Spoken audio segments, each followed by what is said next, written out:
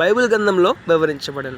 గమనించాలి, పరిశుద్ధ గ్రంథమైన బైబిల్ గ్రంథంలో మానవుడు ఎలా జన్మించాడు, మానవుడిని ఎవరు సృష్టించారు, మానవుడు ఏ రూపంలో సృష్టించబడ్డాడు, మానవుడు ఎటువంటి అధికారాన్ని పొందాడు, మానవుడు ఎటువంటి ఆధిక్యతలను పొందాడు, మానవుడు ఏ విధంగా ఈ లోకానికి వచ్చాడు, మానవ ఉనికి ఏ విధంగా జరిగింది, ఈ విషయాలన్నింటిని గురించి పరిశుద్ధమైన బైబిల్ గ్రంథంలోని ఆదికాండము 1వ అధ్యాయము 2వ అధ్యాయంలో స్పష్టంగా వివరించారండి, స్పష్టంగా తెలియచేశారండి.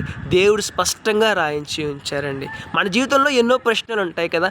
మానవుడు ఎలా జన్మించాడు, ఎలా సృష్టించబడ్డాడు, ఎటువంటి ఆధిక్యతలు పొందాడు, మానవుడు ఇంత గొప్పగా ఎలా సృష్టించబడ్డాడు, ఈ ప్రశ్నలన్నింటికీ సమాధానం ఆదికాండము 1వ అధ్యాయము 2వ అధ్యాయంలో ఉంటుందండి.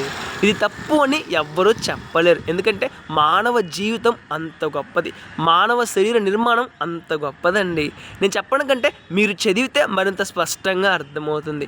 మానవుని దేవుడు ఎంతో గొప్పగా సృష్టించారండి. శరీర భాగాలు కావచ్చు, శరీరంలో ఉన్న ఆ మెకానిజం కావచ్చు, శరీర అవయవాలు కావచ్చు, ఆ యొక్క నిర్మాణం కావచ్చు, అన్నీ ఎంతో గొప్పగా సృష్టించబడ్డాయి.